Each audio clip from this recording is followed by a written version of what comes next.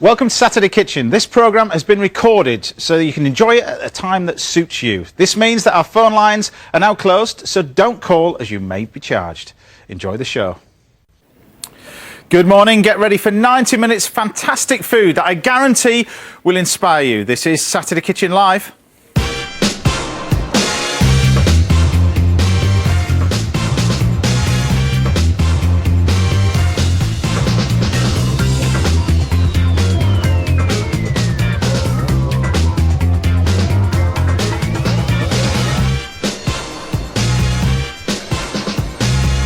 And welcome to the show, cooking with you live in the studio. Two very different chefs. First, the man who's passionate about classic British cooking, which makes him perfect for his brand new job in charge of one of London's great and busiest restaurants, the Wolsey. It's Lawrence Keogh. Next to him is the powerhouse behind the healthy fast food empire, Leon, making his Saturday Kitchen debut this morning. It's Henry Dimbleby. Bit nervous?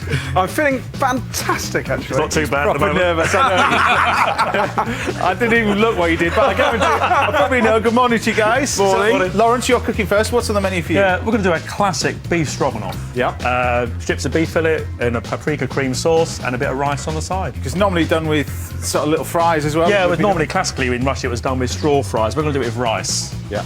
Nice little pilaf rice. There you Yeah, go. Done with the end tail of fillet. The tail end, a nice cheap cut. Cheap-ish, Loads and cheap-ish lashings cut, of anyway. double cream. Really good this time of year. Sounds good to me. Henry, follow that then.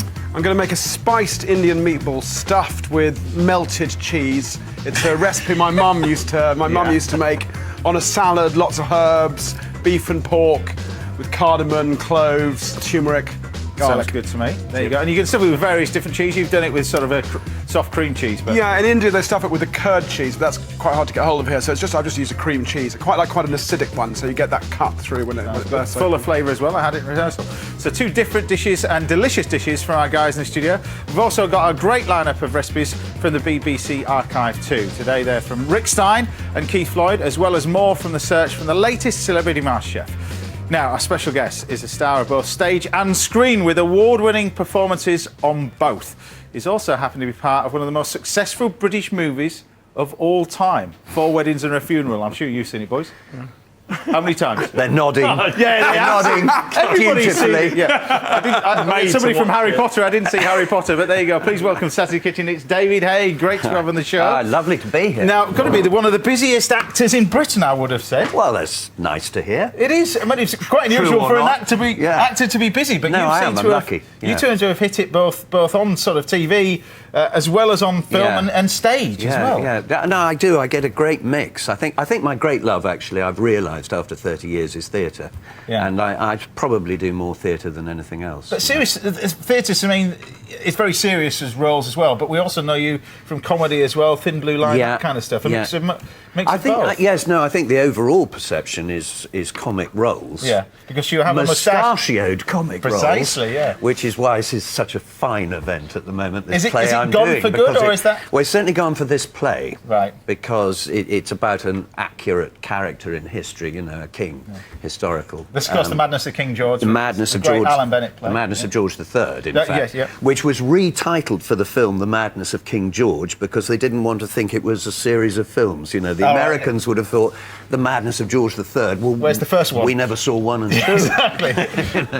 But anyway. And that's what you're currently doing. Start in the West End next week? Yeah, we start next week. There you go. Well, you're here to eat, of course, and of course at the end of today's program, Cook Food Heaven or Food Hell for David. It'll be something based on your favourite ingredient, Food Heaven, or your nightmare ingredient, Food Hell, with the help of our chefs as well, cooking me. But it's up to our studio guests and some of our viewers How to decide. sadistic are they? Do they get sadistic? Well, the one on the right, very sadistic. I don't know much about the one on the left. I'm a good man. Yes, exactly. Don't keep them together too long. I think that's the key. So, Food Heaven, what would it be if you? Well, I think I love venison above all. I like game anyway, and venison. I think there's a sort of richness of texture and flavour. Sounds good there to me as well. I It's available really all year enjoy. round as well, but particularly this time of year. So, Why is that? Am I allowed to ask that? well, basically, it's the season for game, really, more than anything else. But a lot of the venison Is that is because they're farmed now. young, or...? Yeah, I think it's really the culling season as they produce more. They want to get rid of them. So, but a lot of the venison's farmed now. A lot of the good venison as well. So. Oh, right. But there you go, venison for that. Yeah. So what about the dreaded Food Hell? Always cauliflower. I mean, I'm sure it can be wonderful, but I just think, I love food generally. Let's get that straight. Yeah.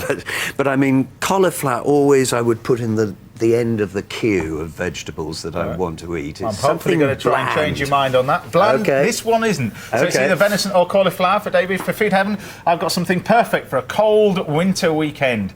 A roasted smoked loin of venison. The venison is infused with a little bit of smoke and then roasted in a hot pan and served with a beetroot puff pastry tart tatin, traditionally done with apples, of course. This is a savoury one, and served with a shallot and red wine sauce, finished off with a little bit of red currant jelly to go with it. Or Davey could be facing food hell, that cauliflower, which I'm hopefully going to combine to loads of flavour with some other ones of your favourite ingredients, or least favourite ingredients. The cauliflower is cooked with chicken stock, onions, garlic, cream, and it's blitzed and served with apple gnocchi, because I know you're not. Wonderful. Yeah, with a little bit of apple puree and a crispy slice of apple Robinson. It's getting worse. That's the whole point of it. Didn't really understand the show, but there you go. You have to wait to the end of the show and see which one David gets. Let's meet our other chef's table guests. As usual, they're two Saturday Kitchen viewers. Sandy, you one of the one who wrote in. Who have you brought along with you? I've got my daughter Natalie. And you're looking fine, because on my notes it said you lived in London and then moved to Norway in 1878. That's correct. Your makeup artist is very kind. Norway Air's done you a world of good. There you go. But as well as fans of food, motorsport as well. Yes. Tell us about that. I'm a bit of a petrol head, as a spectator, really. Right. Yeah. And my brother used to have his own motorcycle racing team. My darling brother Mark. Yeah. And did you have to go around on weekends and support I was a him? right groupie round the various tracks, Brands Hatch, Silverstone, all of them. Well, that's all the motorsport I'm allowed to mention on the show. I'd like to mention more, but we're going to talk food. If you've got any questions about food or motorsport, don't hesitate, fire away. Of course, you get to help decide what David will be eating at the end of the show. Yes, sit back and enjoy it. There you go. And if you'd like to answer a question in the show, then call this number. That's 08716 41 41 41. That's 08716 41 41 41. Calls, remember, cost 10p a minute from a VT line. Mobiles and other networks may vary. And a few of you to put your questions to us live a little later on. And if you do get them on the show, they'll be asking you whether David should be getting Food Heaven or Food Hell. So start thinking.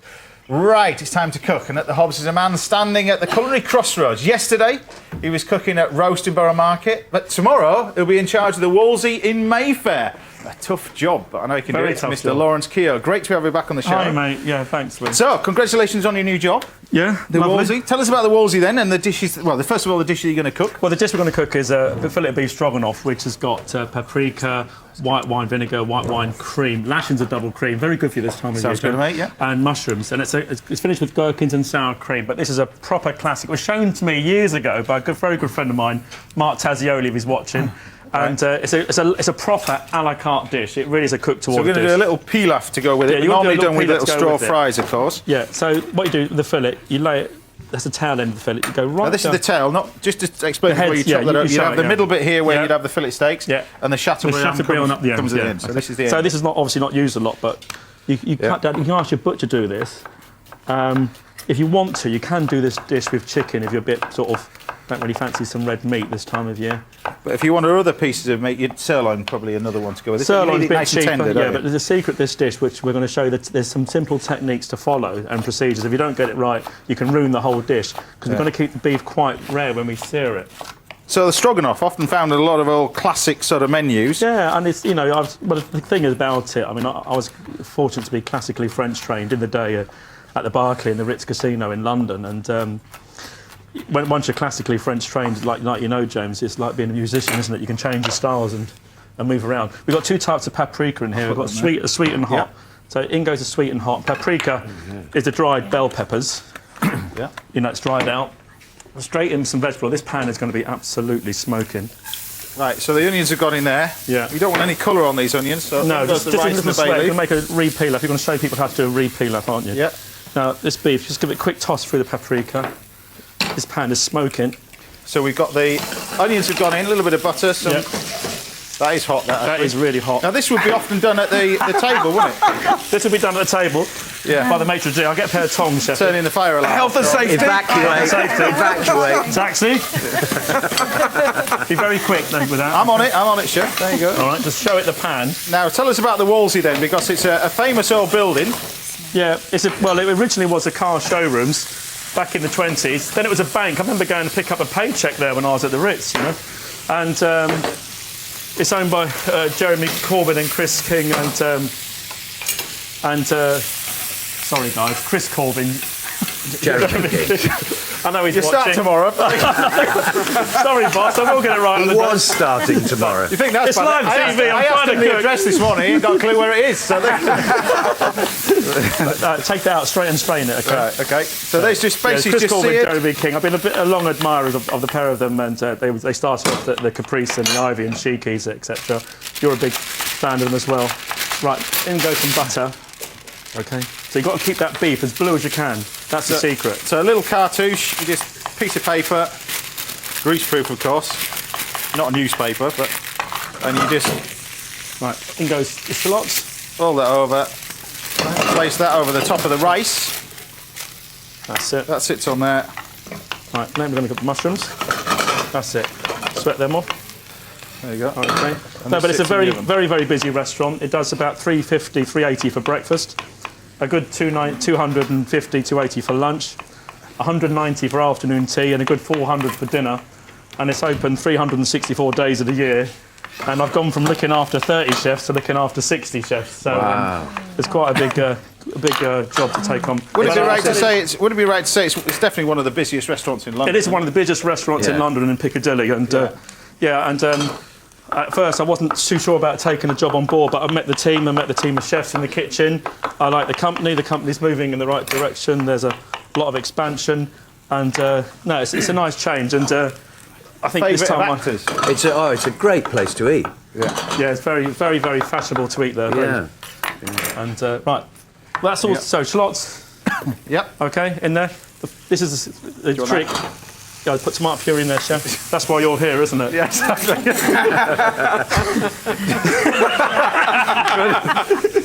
By the way, I'm available to pulled be it the off. new head chef of the Walls if you want me to. Rehearsals, it's always fine. Isn't Yeah, it? it's always Right, good. Yeah. In goes the vinegar. Go on. Right, now vinegar goes in, which is the Vinegar, you secret. can smell it. You must evaporate the vinegar. If you don't evaporate the vinegar, you're going to taste that acidity, and it's not very nice. Yeah. So you cook the vinegar out, get rid of it. Okay? Yeah. You got the rice in the oven, haven't you, chef? Now, like I said, it's an old building, that place as well, but the kitchen's downstairs. Kitchen's Quite downstairs. an odd layout. Yeah, for there's 6 lifts sending food up and down. It is Yeah. a busy site. Right, next, Yeah. once you evaporate the vinegar, okay, if you want to evaporate things quickly, make a well, move it to the outside, Right. pause in the middle, evaporates. White wine. Okay. Now, this is a classic dish that would be found on a lot of restaurant menus, traditionally Russian, of course. Absolutely classic. Yeah, it's a Russian dish. It's popular in a cookbook in the 1860s. It's beef and sour cream and things like Your that. era, Sandy. You know, that's... Yeah, thank you. I needed that. And it was traditionally served with crispy fries, like straw potatoes, like Yep. matchstick fries. Then it became popular in Hong Kong, and the Americans took it there, and they started serving rice with it. So it's very popular now with a side of rice on the side. Right. Okay. So we reduce that white wine. Now, you need to get rid of the vinegar. That's the key to it. Actually, you must evaporate the vinegar and keep the beef blue as possible. Yeah. And this is where, you know, if you're on the healthy trick, Don't go any further. just, you know, Yum. you'll like this one, James. won't I you? haven't used any butter or cream since I got back. Yeah, because you went on holiday, didn't you? I'm standing back, so I don't want to get my shirt and you covered like we did in rehearsals. Okay. While he's over there, remember, if you'd like to ask a question on the show, then call this number. That's 08716 41 41 41. Calls, remember, cost 10p a minute from a BT landline. Mobiles and other networks may vary, and if you get to put your questions to us live a little later on. Right. And don't forget, you find Lawrence's recipe, along with all the other studio recipes, on our website. Go to bbc.co.uk/Saturday Kitchen. Right. Right, let's season the sauce. Yeah. Okay. So, And what's there's your nice, little that pilaf. drainage from the beef. We want to get all that in there. Let's get the sauce Yeah. right first. Okay, let's get the sauce right. Otherwise, you're going to keep overcooking the beef. We just want to warm it through. So the now. sauce first, and then you put the beef back in just to finish it off, yeah? Right. Well, that's your little Salt and pilaf. pepper. good- Changing the spoon. Now, what rice have you used with this? Just long grain rice? Yeah, You long just- grain rice. Yeah, you can use an Uncle Ben's with it, something like that. There you go.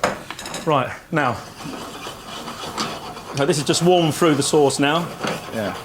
And like I said, if you want to do this with chicken, you can do it with chicken. Yeah. Okay. Now, it's good for a dinner party, this, because it's all It's a literally last great. minute. It's a proper, 19 sort of the old 70s classic cordon bleu, isn't it? A dish that would be done. Okay. There you go. That's delicious. Okay, right. Can I borrow your serving spoon?